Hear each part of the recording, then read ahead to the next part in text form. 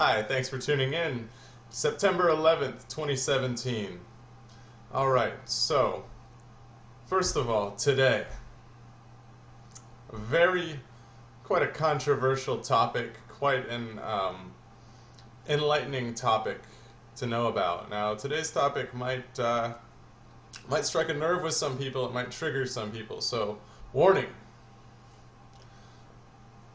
Alright, so, just to let you know, I have prepared a little bit of a slideshow for today's vlog to illustrate what I am talking about here. It is how mind control actually works in the real world. No fake stuff, no weird stuff. Actual mind control, brainwashing techniques, and how your brain, you can be brainwashed without even realize what's going on, while living a normal, everyday life. You can be brainwashed to think and act differently. And in this video, I'm going to explain how. So, without any further ado, here's the slideshow.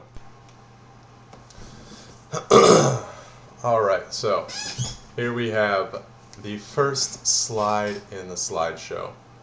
Alright, now if you haven't seen this before, this is Abraham Maslow's hierarchical pyramid of basic needs. And the way that this works is the bottom level must be satisfied before the level above it can be satisfied. So essentially what it says is that we are looking to satisfy these needs. These are our needs as human beings, as animals, as living beings. The level on the bottom must be satisfied before the level above it is. So, for example, our physiological needs, such as the need to eat, sleep, reproduce, these needs must be met before we're looking for our safety needs, which is no immediate lethal threat in our environment. We feel safe. So once we have eaten, then we start to look for feeling safe. And then once we do feel safe and we're well fed, then we're looking to satisfy our social needs, our sense of belonging. Then once we feel like we belong and all of the needs below that are met, we are able to look for our self-esteem, how we feel about ourselves, our self-respect, our self-image. And then, once we have satisfied that, and all of the needs below it, social, safety, and physiological, are met, we are able to look for our purpose in life and feel good about why we are here and our existence as a whole. Now, the reason I'm using this diagram to explain mind control tactics and manipulation tactics is to say that you could be being deprived of your self-esteem and you wouldn't even know how it's being done, because you wouldn't be feeling your self-esteem, but you'd be well fed, feel safe, you'd feel like you belong, but you would just not have self-esteem, and you could be being conditioned by being rewarded with any of these levels.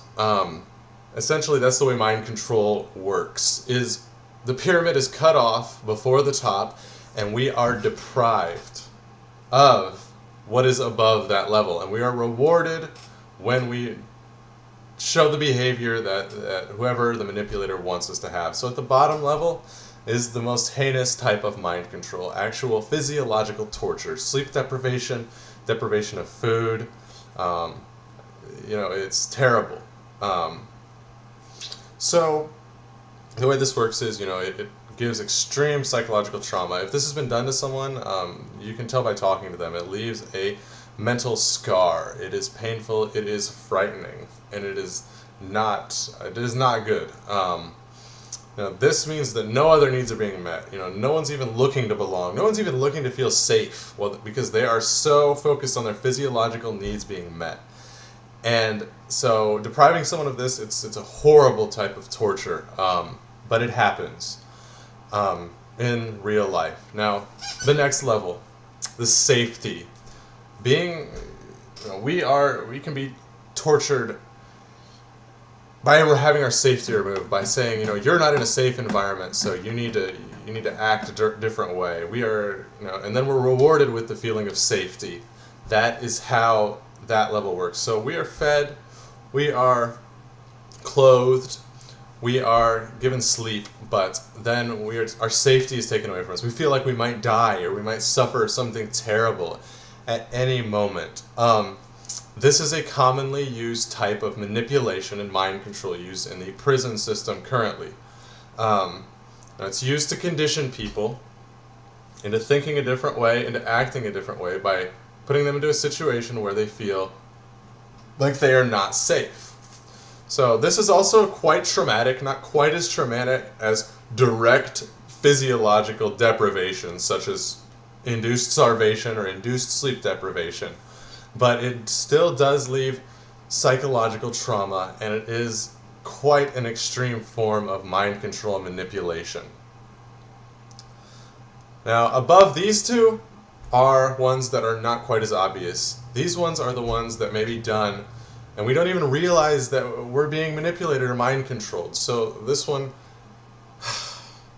need for belonging, the love, the social aspect. If we're being deprived of this social aspect and being taken away from the people who care about us, this is also common in jails and prison systems. This is the manipulation tactic used. We don't even realize it's being done to us because we're conditioned to believe, oh, we have it great because we're fed and we feel safe. At least many people are. And so that is another common manipulation tactic. Now, above that, it gets even more sinister because we don't even realize it consciously that we're being manipulated. So imagine this. Someone takes away my self-esteem, okay?